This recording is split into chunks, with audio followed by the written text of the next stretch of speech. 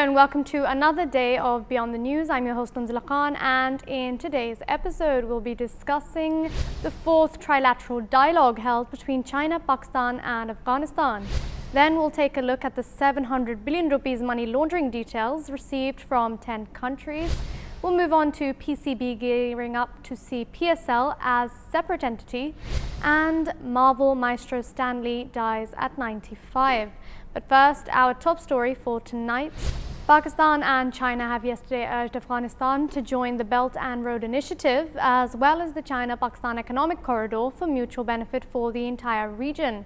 Moreover, addressing the opening session of the fourth trilateral dialogue being held between China, Pakistan and Afghanistan in Islamabad, the Chinese ambassador to Pakistan, Mr. Yao Jing, stated that Kabul could act as a bridge to help expand connectivity between East and Central Asian regions. Furthermore, the Chinese ambassador stated that all three partners of peace would use their influence on fighting groups to join negotiating table for a peaceful solution to end the conflict in Afghanistan, and even promised that China would push the development process in the war-torn Afghanistan in order to facilitate better dialogue between Pakistan and Afghanistan. Apart from this, the Chinese ambassador also highlighted the positive impact of CPEC and that it was not against any country and purely an economic initiative aimed at the peaceful development of China's neighborhood. He also underscored Pakistan's efforts for stability and peace in the region, stating that Islamabad is doing a lot to bring back peace in its neighboring country, adding that peace in Afghanistan was China's objective too. Meanwhile, speaking at the occasion, Senator Mushahid Hussain Sayyid stated that it was the 21st century and dubbed it as the Asian century, where the decline of Western hegemony was imminent. He further stated that the Greater South Asian region had emerged as a geo-economic concept that was driven by economy, energy and infrastructure, and Pakistan would be the hub of this connectivity due to CPEC. These sentiments were also echoed by the ambassador of Afghanistan to Pakistan, Hazrat Umar Zakhilwal, during the conference, as he stated that Afghanistan was a natural partner in CPEC's expansion and stressed that the focus should be on culture, economic corridors and connectivity rather than on conflict or confrontation to move forward. He further stated that Kabul supports CPEC and its expansion into Afghanistan would further develop the country internally as well as strengthen its international relations within the region. To talk more on the future of CPEC and its impact on the region, we have with us our esteemed guest, Deputy Chief of Mission of Chinese Embassy in Islamabad, Mr. Lijian Zhao. It's great to have you here with us today, Mr. Zhao. Yes. Good evening. In your opinion, what are the key takeaways from this important trilateral conference between China, Pakistan and Afghanistan? Yes, I think this is a trilateral cooperation is very much important because between these two among these three countries. We have, improved our relationship in a big way.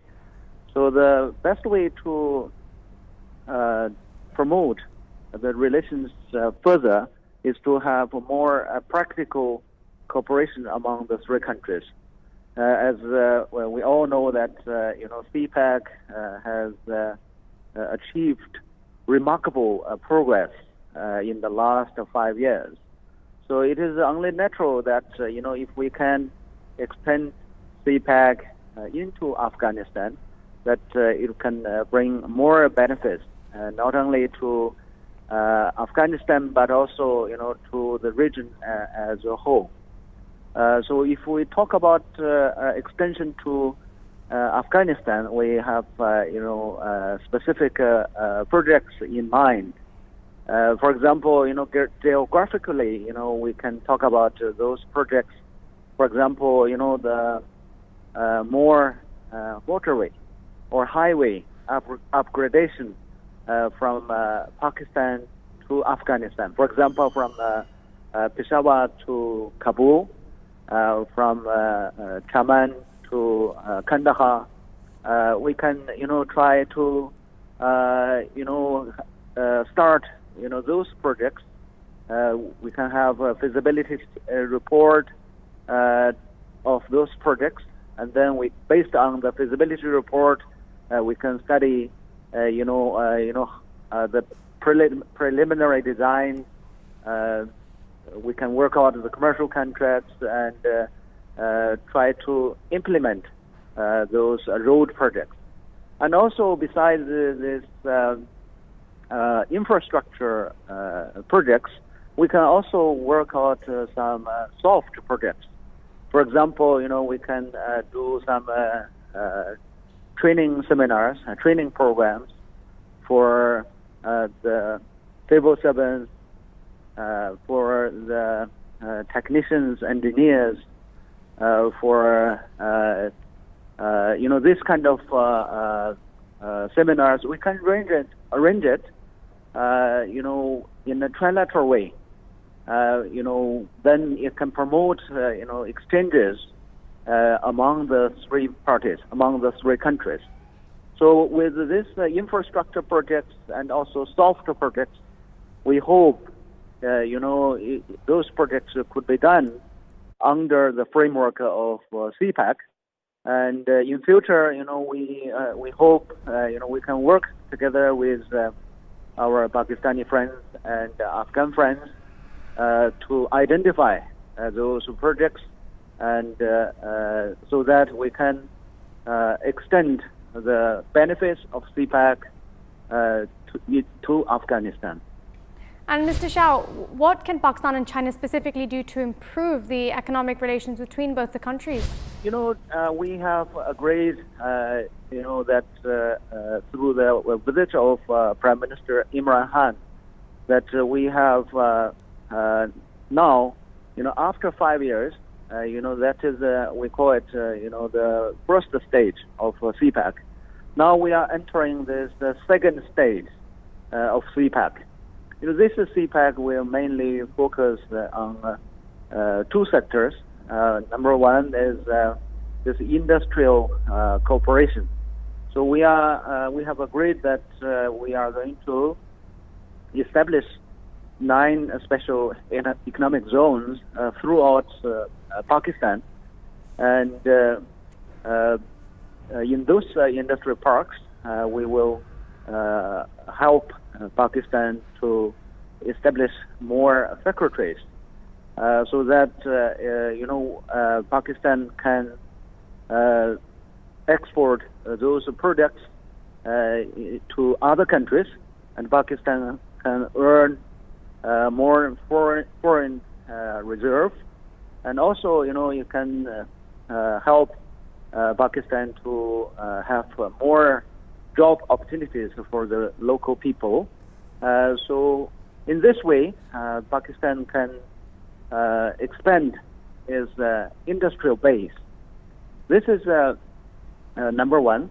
Number two, we are trying to expand CPEC into the social sector.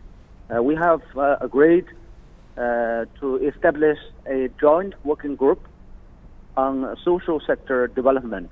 So this will be the 5th joint working group that we have established under CPEC. So we are trying to, through this group, we are trying to identify projects like help mainly the western provinces, those remote regions, to identify those social sector projects, such as to build schools, such as to provide drinking water facilities, to help those local people, especially in Balochistan and KPK provinces. So we hope that this kind of social sector development programs can help the local people to benefit under the CPEC in a much better way. So this is the second point we have agreed under CPEC. And in stage 2, we will try to focus in these 2 sectors. so that we can bring more benefits to the Pakistani people. And Mr. Zhao, to Yes. what extent do you think China can act as a mediator to settle outstanding issues between Pakistan and Afghanistan? I think, for China, we have a unique position because, we are good friends to Pakistan, and we are also good friends of Afghanistan. So with China, we can help Pakistan and Afghanistan to improve your relationship between each other, and we can also help you to engage with each other. To with China participating in those projects, you can also have better resources. I mean, financially, China can provide, this financial cover to those projects. For example, those infrastructure projects and training programs. China mostly will try to provide more, financial resources to cover those projects. So I think, if China can join hands with Pakistan and Afghanistan, we can, do a lot of things together with these two countries. And Mr. Zhao, do you believe that other countries in the region would support the One Belt, One Road initiative expanding into Afghanistan, or do you think it will cause hostilities to continue to hamper and its progress, particularly in Afghanistan and the rest of the region? Yeah, I think, this CPAC is a major pilot project under CPAC. There's no doubt about it that Pakistan is supporting the Belt and Road initiative. I think Afghanistan is also a very important country along the Belt and Road, and it is also lending huge support for BRI. I think we can try to have more trilateral cooperation under the Belt and Road initiative. We can try our best to extend the CPAC projects into Afghanistan. And that is, a win-win situation for not only China, Pakistan, but also for Afghanistan.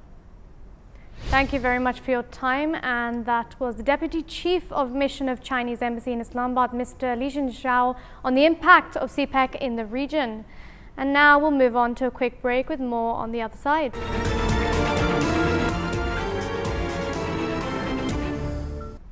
Welcome back to Beyond the News.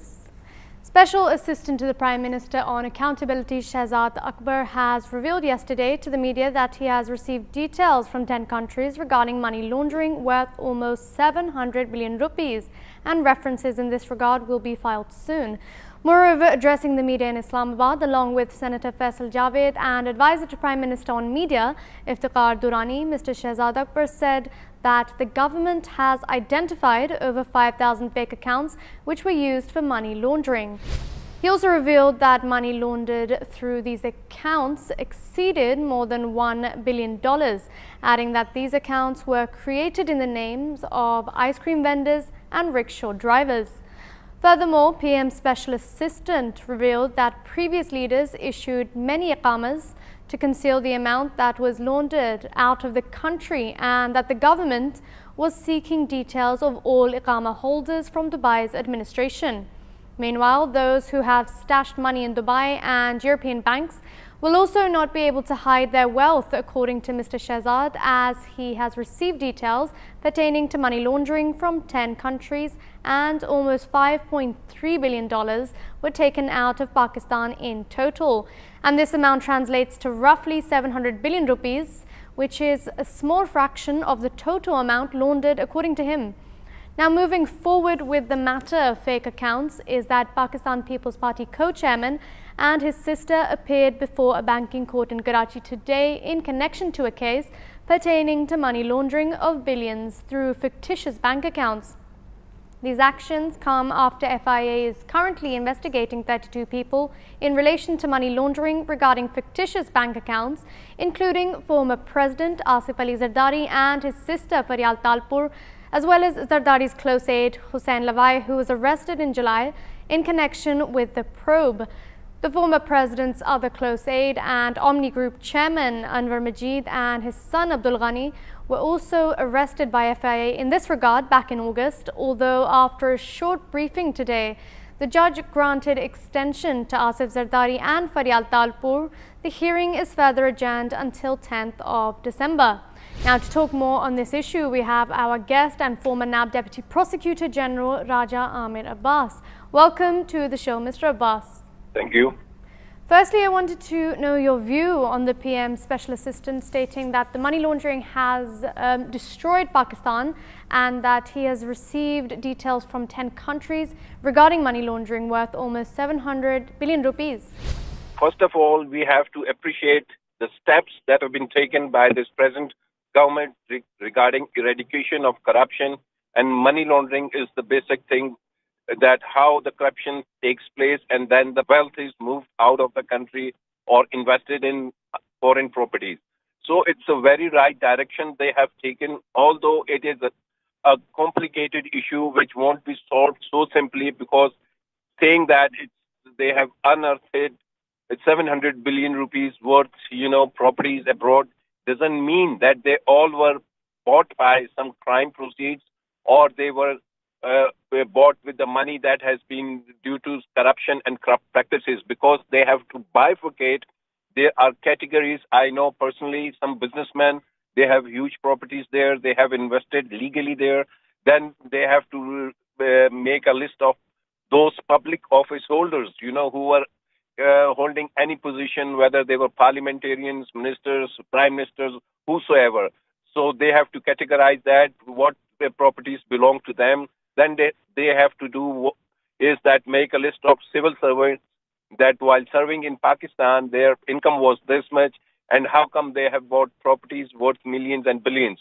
So it needs a lot of more work on it. But the good point is that at least now the government has taken these steps, which the previous governments never did, and they never tried to unearth the foreign, wealth which was, looted and plundered from Pakistan and was shifted abroad, like in UAE and also in UK. We have huge properties.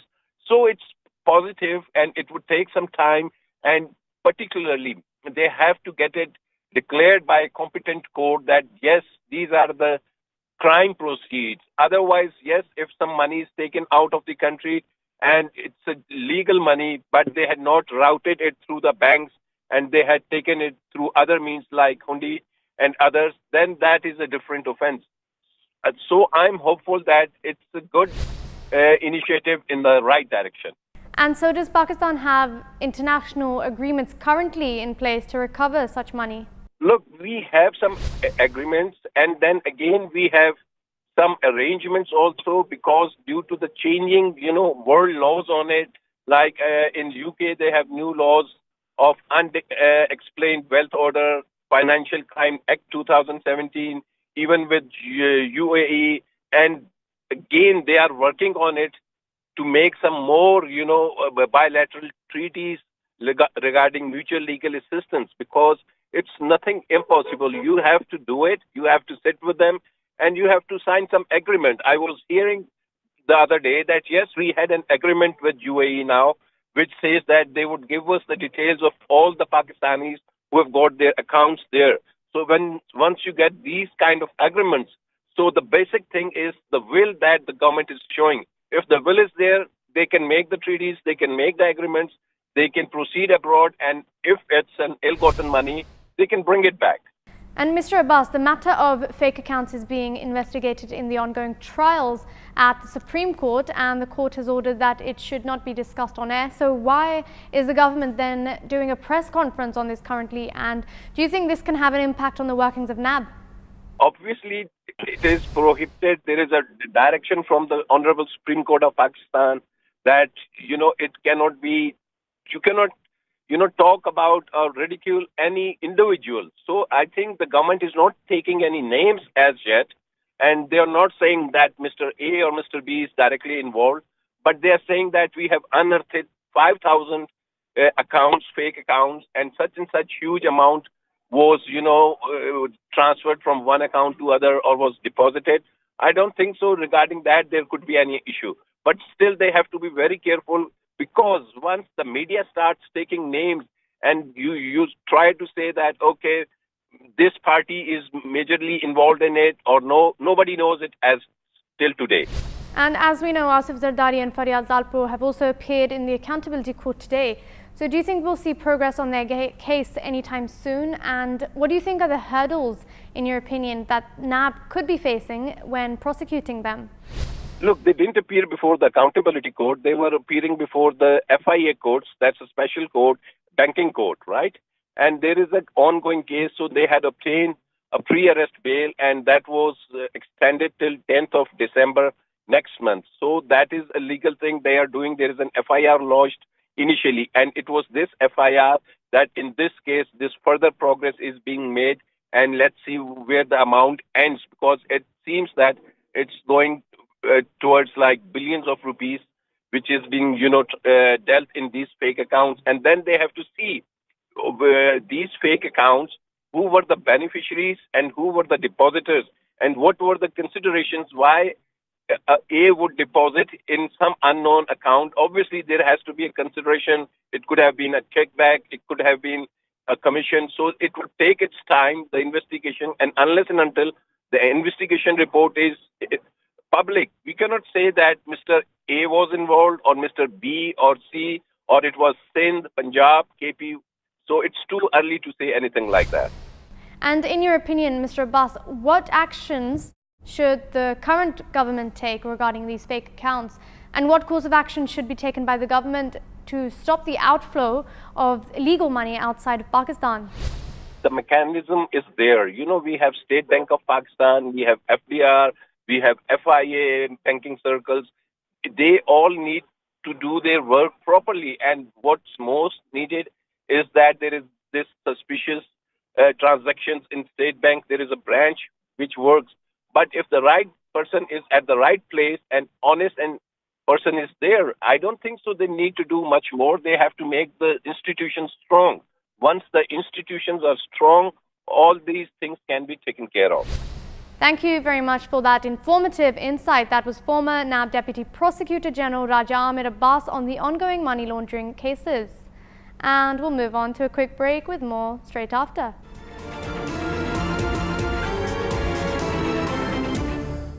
Thank you for tuning back in. So now let's take a look at some lighter news in the world of sports. In the latest development, Pakistan Cricket Board has initiated legal consultation to delink Pakistan Super League from itself by making it a separate entity. It's pertinent to note that the proposal of PSL overhaul had been approved in 2016 when the then PSL chief Najm Sethi suggested to make PSL a separate entity with its own governing board. It was to be registered as a private limited company and run independently of the PCB, but the idea never really took off, suffering delays time and time again. One major obstacle came from the former PCB chief Shahryar Khan, who had expressed concerns about the delinking of the event from the cricketing body. But surprisingly, Shahryar Khan was also part of the governing body, which unanimously approved the proposal. Nevertheless, PCB has once again started the discussions to separate PSL from itself and has instructed its legal department to draft a proposition detailing the process. This news has come only 3 months before the 4th edition of PSL, which is supposed to be commencing from 14th of February 2019. Moreover, PSL has already suffered a major blow just recently when PCB decided to terminate its agreement with Multan Sultan over the payment issues. The PCB said the termination was brought about due to the franchise's inability to meet its financial obligations under the agreement.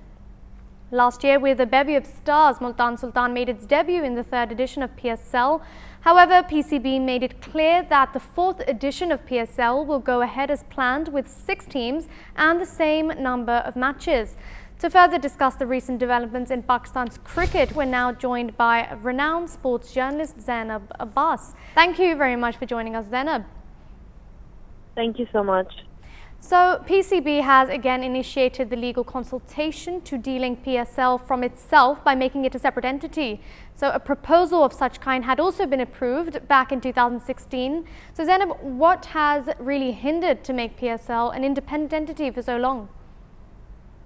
I think there are a lot of people involved with the PSL. It's not just a case of one individual. The stakes obviously are high, and there's a certain legal procedure that they need to follow to be able to make that happen. But I feel overall it's a good initiative. It should be an independent working body, the Pakistan Super League.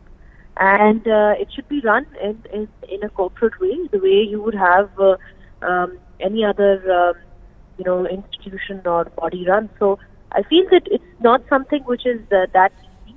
Like I said, there are a lot of, obviously the franchises are involved in it as well, and you need their opinion and their say matters a lot as well. So I feel it's a mix of things, and I personally think that it should be made independent. So what possible factors have now forced it to delink from PCB finally? What's different now? I think obviously, now what's happened is that before earlier, we've had a change of structure within PCB now, right? So we've had some new people come in, and because of that, when your structure changes, a lot of things change then as well. So now I feel that even within PCB, they're making so many changes. They're trying to make it as independent as possible by having a proper process to get things done. So, we've recently heard that there's going to be a managing director as part of PCB. So they're trying to make that a corporate setup. And I feel for the running of any institution, independence is extremely important. So whether it's the PCB or the PSL, having a proper structure is what I feel is key. And related news to PSL is that the PCB has terminated its agreement with Multan Sultan 2 days ago. So what can we expect now? Are we going to see the same team in the near future, or is there going to be a new team with new names and players? So I think it goes back to PCB, like we've heard.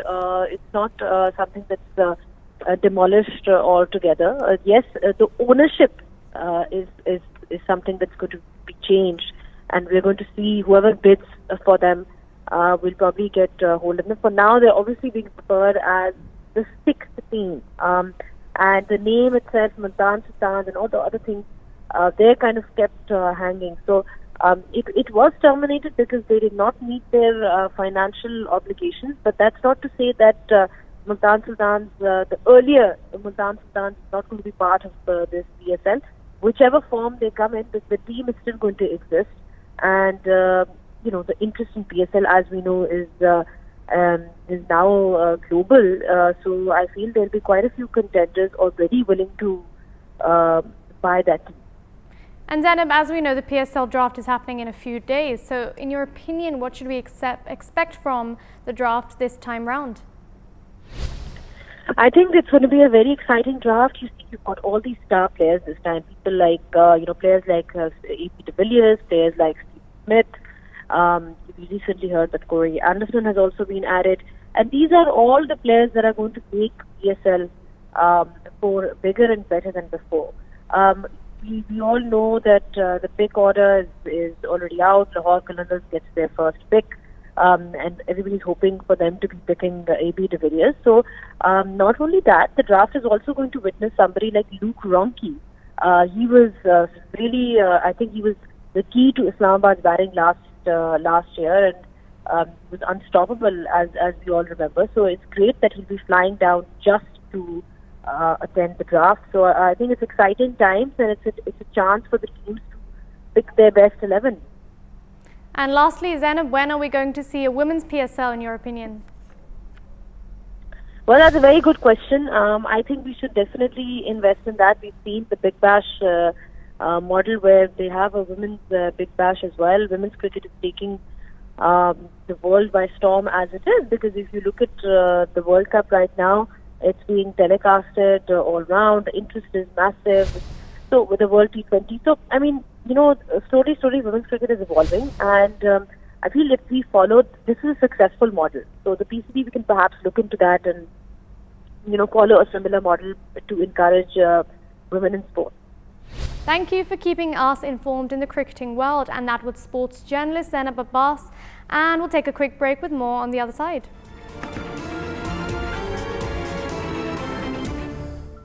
Hello and welcome back to Beyond the News.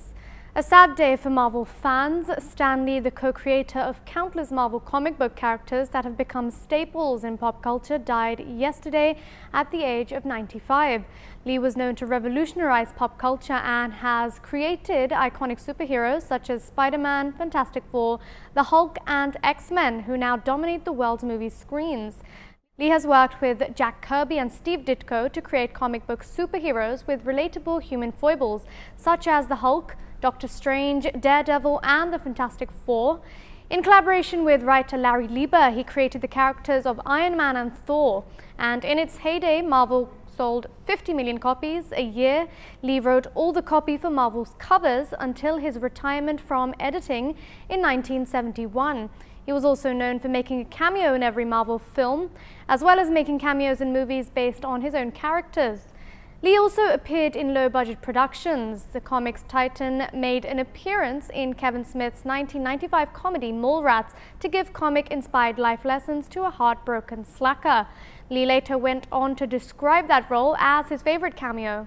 In July 2017, Lee's wife Joan, a British-born model who later got into voice acting, passed away due to complications from a stroke. And just 6 months after that, Lee was rushed to a hospital in Los Angeles after experiencing shortness of breath and an irregular heartbeat. With his death, Lee is now survived by one daughter, Joan Celia, who has perfectly summed up Lee's life by stating that Lee felt an obligation to his fans to keep creating. He loved his life and he loved what he did for a living. His family loved him and his fans loved him, and he was irreplaceable. To talk more about Stan Lee and Marvel, we have with us our guest, Mr. Rafi Mahmood, and culture journalist. So Rafi, thank you for joining us. Thank you so much. In your opinion, how sad is this day for comic fans worldwide? How has it affected comic fans worldwide? I think it's the saddest day possible. It's like the god of all comics, the person who devised a certain storytelling format and went on by giving not just entertaining storylines in comics,